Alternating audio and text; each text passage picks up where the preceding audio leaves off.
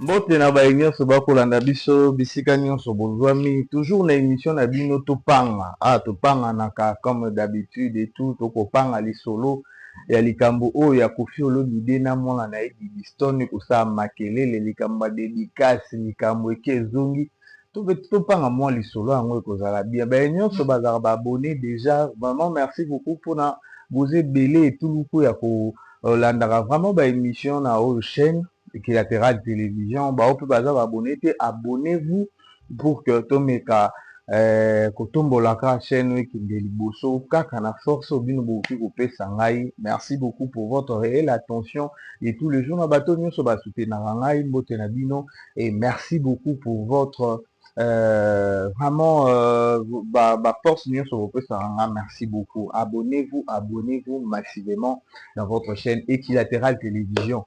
Vraiment awa ambiance ezali à gogo et puis ezali au rendez-vous. Merci beaucoup. Alors tobeta mwa lisolo na analyser tona pousa makanti musika na likambo etali Koffi Olomide na mwana na Bidiston minu pe pembeni et que ça makelele sur la toile et ça dérange.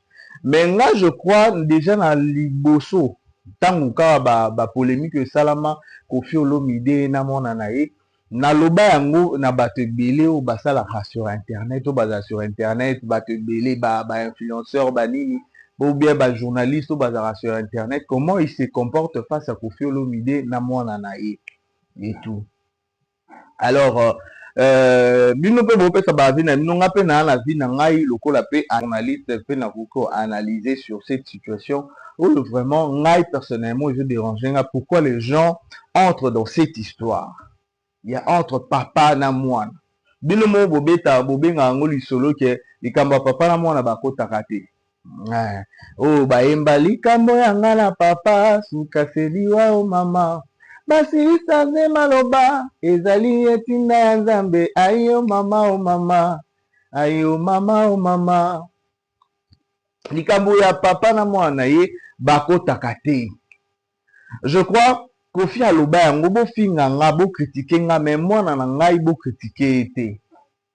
Débat entre familles bakotaka te balobaka te. Mais quand je vois les gens passer sur la télé sur les médias pour critiquer le Koffi Olomide, je ne sais pas. Koffi Olomide, il a réussi à grandir, à élever ses enfants avec beaucoup d'éducation. Bidiston sait qu'elle est aujourd'hui, c'est grâce à Koffi Olomide, s'il faut le dire. Koffi ayemba etendengeni, ayemba Bidiston tendengeni, bana na yo nyonso babota na alia, ayemba bango tendengeni. Est-ce que tu okata minu? Est-ce que tu okata koma minu? Yakata masolo ango, azalaki te. Mais pourquoi toujours s'acharner de Koffi Olomide? S'il faut parler d'abord de Cindy les cœurs, s'il vous plaît, la famille.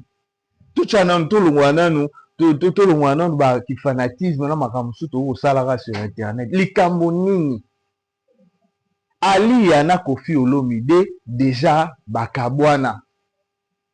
Et là bakabwana là ezali likambo oh biso na bino to yebite ceux qui peut-être ezaki cause ezaki Cindy azalai na kati on ne sait pas. Même makambo ba artiste et musicien ezalaka mingi ka bon moi danseuse moi nan yo moi si alibala soko kokite soko show wana te ke mobali na kokezwa akobima na mibala na danseuse ou bien na chanteuse et tout soko kongo to tika mobali na yo ba suivi mapata bavana na we ranson. Ils ont duré. Je ne suis pas en train de condamner Ali Yatou, non condamné, mais je suis en train de réfléchir. Moi, si il y a Ranson, est-ce qu'on n'a pas entendu que Ranson a bimana moi soyo abotina oyo azongina oyo est-ce que toyoka yangote toyoka yango mais bazaka ensemble. Quand on se marie avec un artiste et surtout lokola Koffi Olomide, il faut avoir un cœur. Ba papa na biso banani taboulé. Il a eu combien d'enfants en dehors ya libala nayebi kazana na mwasi na libala mais abota bana boni biso na binoto yebi biso na binoto yebi bazala na bambili ya bel bando yemba na epana ya komaki mwasi na ye babota pe mwana. Mais pourquoi s'acharner à Kofi Olomide? Pourquoi toujours ça la Kofi Olomide c'est le roi diable et tout, et surtout les Kambo et na mwana na ye? Il a répondu l'émission bayamba qui est pas à Isaac et nani Israël Mutombo. C'est ma fille que j'aime. Na mona la vidéo mo zo pekisa bato ba attaquer ça va quand même vous parler hein. Exactement. Azaki na kanda mo pele mo na mona. Isa bon. Merci beaucoup ça va. Yo kasi ke mwana nga soki azomelinga. Nda longue mwana nga. Jamais. Il peut avoir des ex mari, ex-mari, ex-femme aussi. Mais ex-enfant, en aucun cas. Non, ça c'est ma fille, c'est mon enfant que j'aime, je l'apprécie beaucoup. C'est-à-dire contre vents et marées, et logo tout c'est normal. C'est ma fille que j'aime. Je le dis à la télé, l'émission à Sango.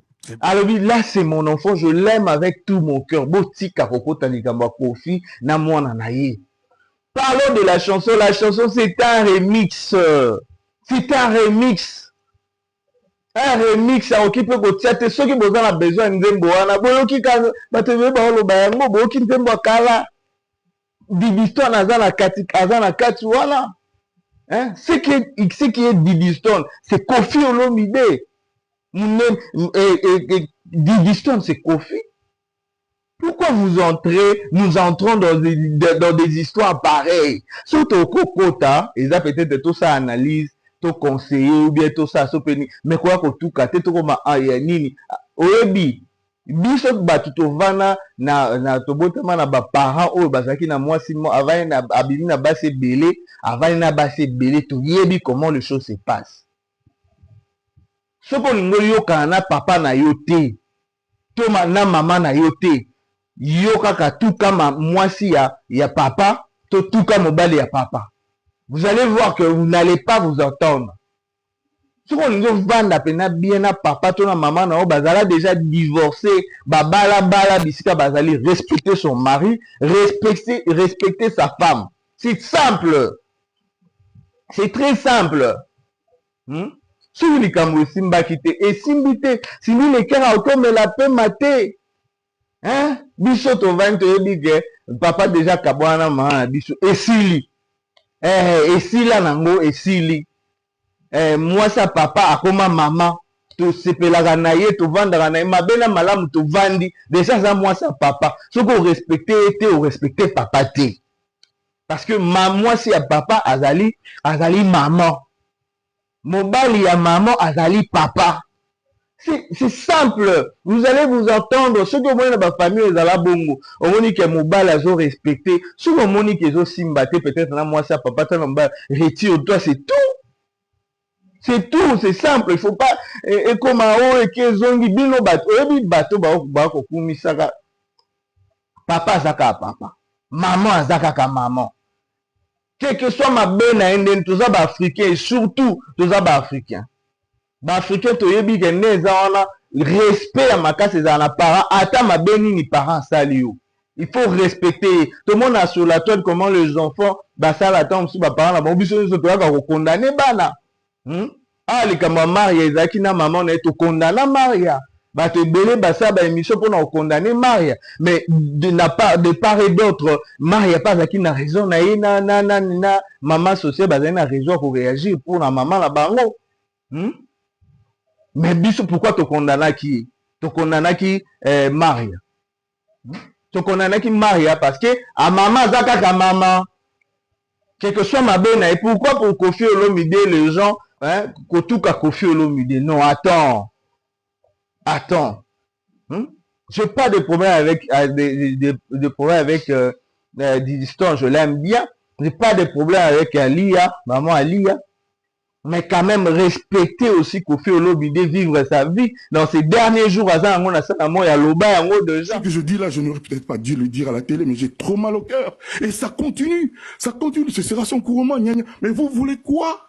Kofi a 26 ans, 27 ans d'écart avec Cindy, mais c'est une affaire d'État tout le temps, tous les jours. Pourquoi? Le jour où je l'ai rencontré, je connaissais pas son âge, elle non plus. Et puis elle me l'a regardé, je l'ai regardé, puis c'est parti. Le problème il est où? Cindy, c'est Kofi. Laissez-moi faire. Et vous savez, c'est une femme intelligente, très intelligente. Elle n'est pas abrutie, elle n'est pas dupe. Elle n'est pas dupe du tout. Moi, je suis à Vanine animé et tout, ces derniers respecter quand même Cindy les cœurs. Attends. Et surtout les hommes, oh peut-être basé un comportement comme ça, la bon tout canette Kofi, mon bal y a ndengeni. Parce qu'un homme ne peut pas, oui, ceux qui m'abaissent ali, mais que tout kaete, que tout a Kofi Olomide. Et surtout, les likambo famille na bango. Les likambo famille na bo tika ba émission sur Kofi Olomide, ba challenge sur Kofi Olomide, sur Didi Stone et Kofi Olomide. Ils ont maquillé dans la katiwana. Maquillé dans la katiwana. Makambabo bako takate. Papa na mwana bako takate. Makila ezali. Bako yoka na bako bongisa. Bino siko bato bolobaki, bosai ba challenge pour défendre peut-être Didi Stone et tout. Boyoka sonu bien pour défendre Kofi Olomide. Moi je défends personne, je suis au milieu du village, mais je suis en train de dire les choses telles qu'elles doivent être. Arrêtons ça. Arrêtons ça. Bisoma on a ba famille, biso on a ba problème belé. À résoudre. Na ba vie na biso on a ba problème belé. Mais ba vie otoluka ko résoudre mingi zaka ba vie ya ba artiste o bazalaka kati na biso. Conseil eza mabete ko orienter artiste tom suko continue mais ko yaka ko condamna ka mutu te. Toza na droit ya ko condamner mutu te. Condamner quelqu'un, non, je te condamne. Pourquoi ça là qui veut, pourquoi ça qui, na vie na yo, qu'est-ce que tu as réalisé, qu'est-ce que tu as fait? Kofi Olomide a fait beaucoup pour son enfant, c'est qu'il est, c'est grâce à, il est fier tant avant d'avoir tato, non, moi na ngai. Moi na ngai Didi Stone a fierté na e. A fierté na e. Arrêtons ça. Arrêtons la distraction sur tout ça, peut-être pour tout le cas ba vu ou peut-être le cas nini, mais et ça distraction. Excusez-moi. Cindy a droit au respect de la population congolaise. C'est la femme de Kofi Olomide aujourd'hui. Ceux qui déjà les balles et Sili. Ceux les balles et Sili. Papa, comment la moi si respectez la femme de, bon respectez la, moi si à Kofi Olomide, bon respectez Cindy s'il vous plaît. Et allez, il y a des abakabouana. Finalement, comment vous allez toujours vous acharner sur Cindy les cœurs? Pourquoi vous allez vous acharner sur Cindy les cœurs? Elle a fait quoi? C'est une femme. C'est caprice, moi c'est un caprice nyonso. A qui ko réagir pour la mbanda. Et ça ma kambali bala na bango. Baza homme public ou bien des gens publics, mais vous ne devez pas faire de choses pour nos gars. Et surtout, comment on peut ça na passe. Comment on peut ça na passe. Mais la maïté, AP maté, elle n'a pas droit à faire tout ça parce que Azaka moi ça Kofi Olomide. Attends, qu'est-ce qui se passe? Laissez Cindy les cœurs tranquilles. Azaka moi ça Kofi Olomide.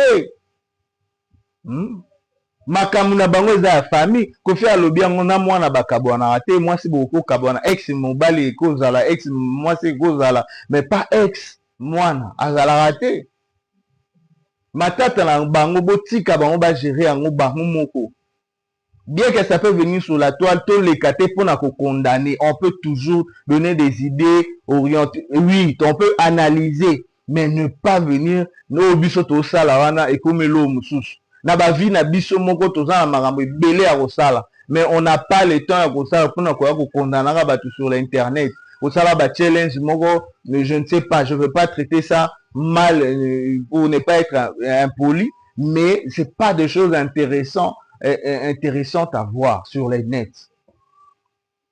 Vraiment laisser Kofi Olomide avec sa femme tranquille. Alors ben il est dans ses derniers jours avec sa femme qui est Cindy les cœurs, la femme qui l'a accepté. Mais Botikaye. Et puis Azalambanda na Ali ate parce que abako Azalambanda soki baomi balé Ali azaki kana Kofi Olomide. Mais siko Ali na Kofi Olomide ba kabwana, yena Kofi Olomide ba bala. Et c'est ça moto ya liboso, artiste ya liboso, azana basi bien peut-être akabwana na mwasi, azwa mwasi mususu. Na tangi bino batabule ya bota na basi ebele. Ata ba papa wemba. Hein? Est-ce baza bana libanda te? Ata banani baza bien sona parce que si nani kofia tombola bana na ye. Likambo ya Minou c'est un enfant na âge na ye, mais elle respecte la femme de son père qui est Cindy le cœur. C'est son avis. Il y a tikala maman na ya tikala kozala mbanda ali ate. Parce que bana msusu akofi wana eza baso ya bala kala ou bien tom ça linga ka bota na bango kala. Baza bambanda ya ali ate. Mais ce gars yo la choix na étant msusu akumisi Cindy le cœur toi c'est l'émission. Comme il y a un problème finalement Koffi Olomide boyingo sa neni. Botika Koffi Olomide avant la kimia. Na mwasi na ye Cindy le cœur. Finalement, on ne peut pas. Oh, Akemba. Oh, t'es à Salabo. Oh, t'es à Kino. Oh, attends. Ça, c'est une distraction.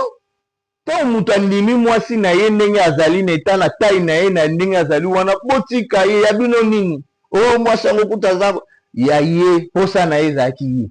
Pourquoi moni basi nyonso kitoko te aponika? Est-ce que basi o nyonso oh nani Koffi Olomide mona azana ba pembe na mona te? Mais ayo ko ya kana na Cindy le cœur. C'est parce que c'est la femme où il y a Monique et face à Anaï. Vraiment, c'est tout ce que je voulais dire. Vraiment, parce que n'a pas rappena, n'a pas internet, nous sommes pas Kolanda biso. Vraiment, je suis pour personne. Mais naya qui pour nous conseiller, bah nous sommes pas Luka, bah zo chaka bah manzaka na marambo Koffi Olomide na mwana na et tout ça sens. Boti ka pe ko chaka alia na kati ya makambo parce que ali aza na isuka zambanda sinité pour y déjà na Koffi Olomide ba kabwana.